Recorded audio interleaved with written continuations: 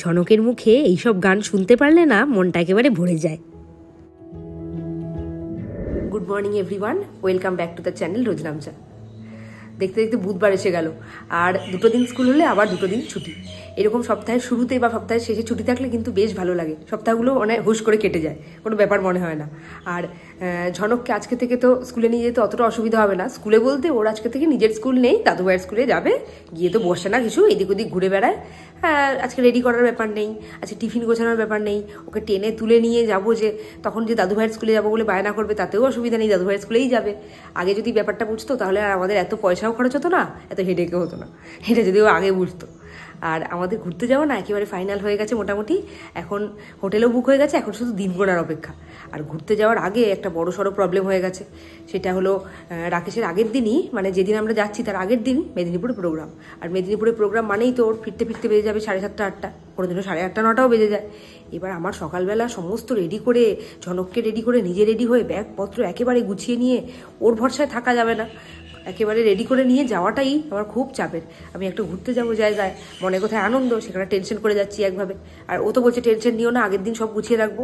যতই আগের দিন গুছিয়ে রাখুক, কিন্তু দিনের দিন সকালবেলা অনেক জিনিসই থাকে যে সেই দিন ঢোকানোর ব্যাপার থাকে, সেইটা একা হাতে একদম মনে করে করে সমস্ত ঢোকানো খুব চাপ পড়ে যাচ্ছে। আর আমরা যেদিনকে কালিম্পংয়ে গেলাম, তোমরা তো দেখতেই পেলে, কালিম্পংয়ের দিনে ওর প্রোগ্রাম ছিল, কিন্তু সেটা তাও কাছাকাছি ছিল, অসুবিধা হয়নি। আর ওইটা তো মাত্র 2 দিনের জন্য গেছিলাম, এটা তো প্রায় 1 সপ্তাহ 10 দিনের জন্য ঘুরতে যাওয়া। অনেক জিনিস মনে করে করে নিতে হবে, ভুলে গেলেই হয়ে গেল। তাই জন্য আমি খুব টেনশনে আছি। সে টেনশন তো থাকবেই, ঘুরতে যাওয়ার সময়ও টেনশন আমার। চলো দিনটাকে শুরু করি, দেখতে থাকো সারাদিন কি করি। আমার গ্যাসের প্রবলেম হওয়ার পর থেকে সকালে তো চিয়া সিড, দারচিনি এইগুলো একেবারে টোটালি বন্ধ করে দিয়েছি। এখন শুধু খাচ্ছি চিনি ছাড়া লিকার চা, সেইটা খেতে একদম ভালো লাগে না।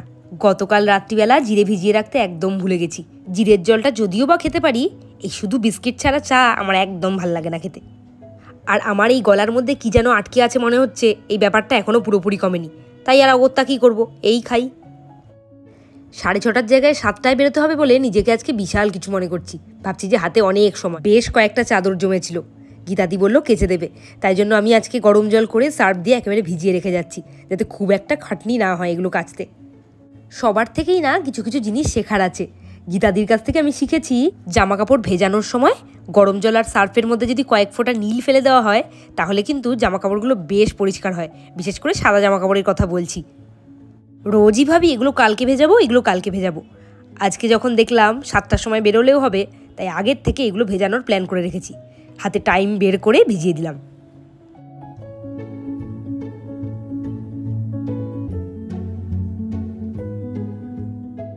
এইবারে এসে গেছি আমাদের খাবার গোছাতে।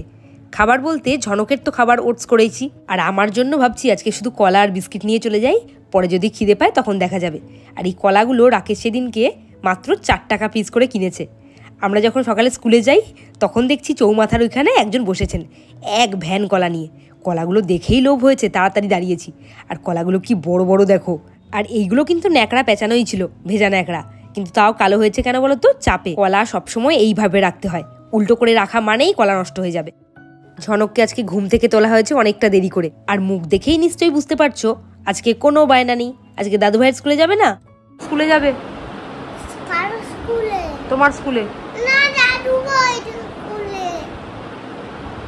আমার স্কুল ছুটি পড়ে গেছে। আমি ওকে আর কিভাবে উল্টোপাল্টা বোঝাবো? ও তো সবই জানে, ওর স্কুল ছুটি পড়ে গেছে, ও দাদু ভাইয়ের স্কুলেই আজকে যাচ্ছে। আমি তাও একটু ওর সাথে মজা করছিলাম। চলো আমাদের তোমার স্কুলে যাবে, চলো। হ্যাঁ, তোমার স্কুলে যেতে হবে, চলো। কেন কেন তোমার স্কুলে তোমাকে কেউ কি মারে না ধরে, কি করে? যতই দুষ্টুমি না করো, তোমার স্কুলে নিয়ে যাবো, চলো। চল চল তাড়াতাড়ি, চল তাড়াতাড়ি আয়। তোমার স্কুলে আসতে অবস্থা দেখো, অবস্থাটা দেখো ছেলে। এই সবে ওপরে এলাম, দেখেই বুঝতে পারছো কতটা আমি বিধ্বস্ত। আর আজকে ঝনকের তো ছুটি পড়ে গেছে, তাই জন্য এখানে এসছে। আর ও এসছে বলে আমার চাপ আরও বেড়ে গেছে। একদিকে ক্লাস নেওয়া, একদিকে ওকে সামলানো, একদিকে ওকে খাওয়ানো, মানে একেবারে আমি পাজল হয়ে গেছি। এই দেখো অবস্থা, ওর এসেই লেগে পড়েছে খেলনা নিয়ে। খুব চাপ পড়ে গেছে আজকে, মানে আধ ঘন্টা লেটে চলেছি আজকে আমি। ওই খাওয়াতে গিয়ে আধ ঘন্টা চলে গেছে। অন্যদিন তো স্কুলে যায়, টিফিন দিয়ে দিই খায়, আর ও কোনোভাবে এখানে বিস্কুট খাবে না, কলা খাবে না, কিচ্ছু খাবে না। আইসক্রিম নাও, তাই জন্য ওকে 8:30 নাগাদ খাইয়ে দিলাম। ওই 8:30 থেকে 9টা বেজে গেছে ওকে খাওয়াতে খাওয়াতে। ব্যাস অটোমেটিক আমার আধ ঘন্টা কাজ পিছিয়ে গেছে, মানে একেবারে মানে রুদ্ধশ্বাসে কাজকর্ম সারলাম। এই এতক্ষণে ওপরে এলাম, 10:30 11টা মতো বাজে। মায়ের আর কোনো স্বস্তি নেই, স্কুল থেকে ওপরে এসেছে, এসেই ঢুকে গেছে রান্নাঘরে। আর এদিকে মাছ ভাজা চলছে, বাটা মাছ। এই বাটা মাছের রেসিপিটা মা এত সুন্দর করে পোস্ত দিয়ে, তোমাদের সাথে আজকে শেয়ার করব। এটা খাওয়ার পর তোমরা আঙুল চেটে আবার আঙুলটাকে খেয়ে নিও না। আর ঝনককে যেহেতু বাটা মাছ বেছে খাওয়ানো একটু মুশকিল হয়ে যাবে, ওই জন্য ওই মাছটা ওর। আর এই পাশে দেখো পোস্ত বাটা চলছে। সেদিন তো তোমাদেরকে বললামই, মা আগে শুকনোভাবে পোস্তটাকে বেটে নেয়। এই যে শুকনোভাবে করে নিয়েছে, এরপরে এর মধ্যে পেঁয়াজ, কাঁচা লঙ্কা, রসুন 2 কোয়া মতো এইসব দিয়ে একটু জল দিয়ে আরেকবার ঘুরিয়ে নেবে। দেখতে পাচ্ছ পেস্টটা কতটা স্মুথ হয়েছে। এইবারে আসি রান্নার কথায়। তেলের মধ্যে প্রথমেই ফোড়ন হিসেবে দিল কালো জিরে, আর তারপরে কেটে রাখা পেঁয়াজ আর টমেটোটা দিয়ে একটুখানি নেড়ে চেড়ে নেবে। এইভাবে যদি তোমরা বাটা মাছ রান্না করে খেয়েছো, আমি গ্যারেন্টি দিয়ে বলতে পারি শুধুমাত্র ওই বাটা মাছটা দিয়েই সমস্ত খাওয়া তোমাদের হয়ে যাবে। এরপরে এর মধ্যে দিয়ে দেওয়া হলো ওই মিক্সিতে বেটে রাখা মশলার পেস্টটা। আর তেমন কোনো মশলাই এর মধ্যে লাগে না। এই যে একটু হলুদ, একটু নুন, আর টেস্টটাকে ব্যালেন্স করার জন্য আমরা তো সমস্ত কিছুতেই কয়েক দানা চিনি দিই, আর মা চিনি দিয়েই রান্না করতে পছন্দ করে। মার আবার ওইসব গুড় টুর পোষায় না। এবার তো মশলাটা কষানোর পালা। কষানোর পর কেমন তেল ছেড়েছে দেখছো মশলা থেকে, দেখেই লোভ লাগছে না? তবে মশলা কষার সময় একটুখানি ঢেকেই কষতে হবে, ওই 1-2 বার ঢাকলেই হবে। এরপরে এর মধ্যে মাছগুলো ছেড়ে দিতে হবে, এটা তো সবাই জানে। এই সময় একটু সাবধানেই মাছটাকে নাড়তে হবে যাতে ভেঙে না যায়। এরপর আর কি, এর মধ্যে দিয়ে দিতে হবে গরম জল। ঠান্ডা জল কিন্তু একদম দিও না, তাহলে পুরো টেস্টটাই মাটি হয়ে যাবে। এরপরে তোমাদেরকে দেখাই ফাইনাল লুকটা। টেস্টটা তো আর বোঝাতে পারছি না, সেটা তোমরা রান্না করে খেয়ে আমাকে রিভিউটা দিও। ঝনকের কাণ্ডটা শুধু দেখো, নিজে তো ফোন দেখছেই, পাশে আবার এলিফ্যান্টটাকেও বসিয়েছে। আর আমি যদি এলিফ্যান্টটাকে সরাতে যাচ্ছি, আমাকে বাধা দিচ্ছে। ইদানিং ওর ড্রয়িংয়ের প্রতি এতটাই ইন্টারেস্ট বেড়ে গেছে যে ফোনেও এখনও সেইগুলোই দেখছে। এই যে কালার করা দেখছে, আর হাতিটাকে নিয়ে দেখো কি করছে।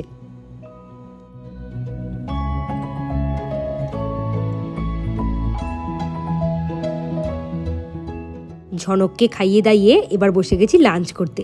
আর আজকে দুপুরের খাওয়াটাতে একটা আলাদা ইন্টারেস্ট আছে, তার কারণ মাছটা যা হয়েছে আর কটার সময় খেতে বসেছি দেখো। আজকে সব কিছু তাড়াতাড়ি হচ্ছে আমাদের।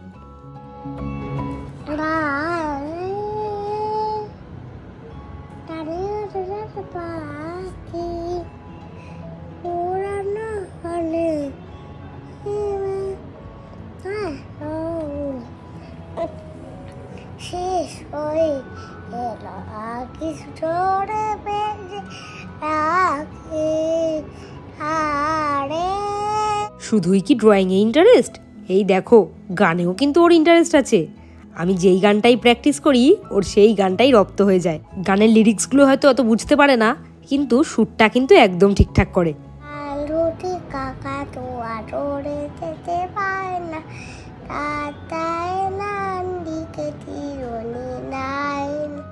সন্ধ্যের সময় রেওয়াজ কমপ্লিট, এইবার উনি যাবেন পড়তে। ঝনক পড়তে চলে যাওয়ার পর রান্নাঘরে এসে দেখছি বাড়িতে গেস্ট এসেছিল, আর মা এদিকে মিষ্টির প্লেট সাজাতে ব্যস্ত।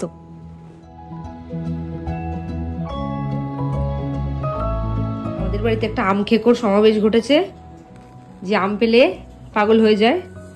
1-2 আমে হয় না, 4টে আম নিয়ে বসেছে। রাত কটা বাজে দেখো, 8:35-এর সময়।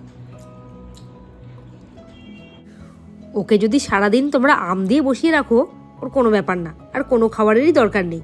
একসাথে 10টা আম খেয়ে নিতে পারে। আম খেকো বলবো না তো কি বলবো। ওকে আমি 4টে আম দিয়েছিলাম, যেহেতু 8:30 বেজে গেছে। দেখছি গিয়ে 5টা আটি পড়ে আছে, আরেকটা খাচ্ছে। তার মানে 6টা আম একসাথে খেয়ে নিল।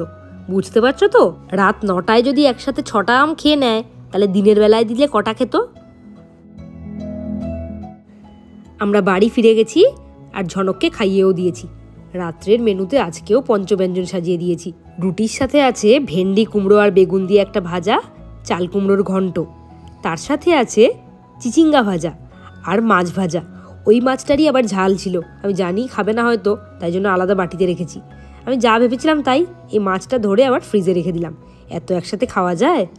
আর আমার তো এখন ভাত, আমি তো এখন রুটি একেবারে ছেড়ে দিয়েছি, যেই কদিন না আমি পুরোপুরি সুস্থ হই। ঝনককে বলেছিলাম জামাটা একা একা পর, অবস্থা দেখেছো? হাতার দিক দিয়ে মাথা ঢোকাচ্ছে।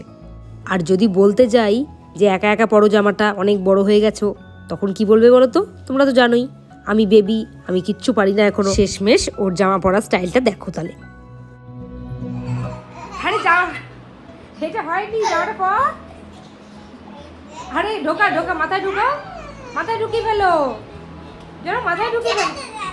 মাথায় ঢোকাবি না, এরকম করে করবি, ঢোকাবি না, মাথায় ঢোকাবি না।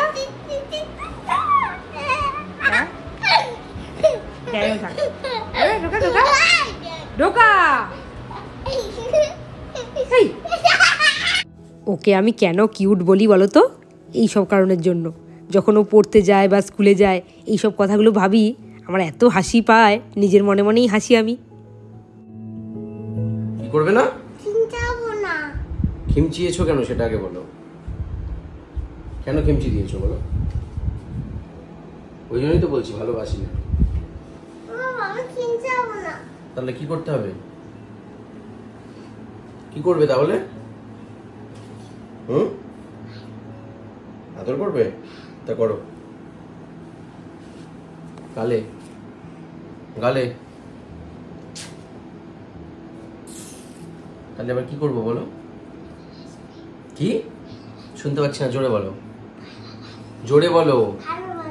কাকে ভালোবাসবো? হ্যাঁ জোরে বলো। তোমাকে ভালোবাসবো। একটা জোকার, সারাদিন জোকারগিরি করে যাচ্ছে। আর না, কোথায় কোথায় এই প্রশ্নটা জিজ্ঞেস করে প্রত্যেকদিন রাত্রে শোয়ার সময়, বাবা ভানু বাথো। আর এই কথাটা ও নাকে হাত দেবেন না, ঝনক নাকে হাত দেন। ও এতবার জিজ্ঞাসা করে সারাদিনের মধ্যে, বিশেষ করে রাতে জিজ্ঞাসা করে। আর এই কথাটার উত্তর দিতে আমার কখনো বোর ফিল হয় না। তোমাকে কেন? আমাকেও করে, আমাকে সারাটা দিনই করে। তোমাকে রাত্রে পায় তাই রাতে করে, আমাকে সারাদিন ধরে করে।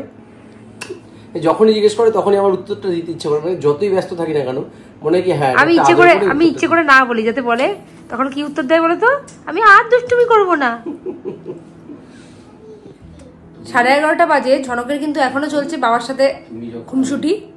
কখন ঘুমাবে কোনো ঠিক নেই। প্রত্যেকদিন রাত্রিবেলা 12:30 বাজাবে, কোনোদিন 1টাও বাজায়। গতকাল রাত্রিবেলা আমি এডিট ছেড়ে শুধু ছুতে আবার বেজেছে 12:30 পৌনে 1টা। ঝনক তখনও পর্যন্ত জেগেছিল, দেখছো এখনো পর্যন্ত কেমন বকবক করে যাচ্ছে। 11:30 থেকে বেশি হয়ে গেছে। এই দেখো চলছে, এটা কতক্ষণ চলবে কোনো ঠিক নেই। ও তো এইসব করতেই থাকবে। আর এত রাত অবধি জেগে থাকাটা মোটেই ঠিক না। ওকে কে সেটা বোঝাবে? ওর ঘুমই আসে না, ওর সারাদিন ঘুমই নেই সেরকম। খুব ঘুম পাতলা, একটুখানি শব্দ হলে উঠে যায়, তারপরে সহজে ওর ঘুম ভেঙে যায়। শুধু সকালবেলা ঘুম থেকে উঠতে ওর অসুবিধা হয়, স্কুল থাকলে। তাও স্কুল না থাকলে কোনো ব্যাপার না। আজকের ব্লগটা তাহলে এখানেই শেষ করি, আবার কালকের ব্লগে দেখা হবে। Good night.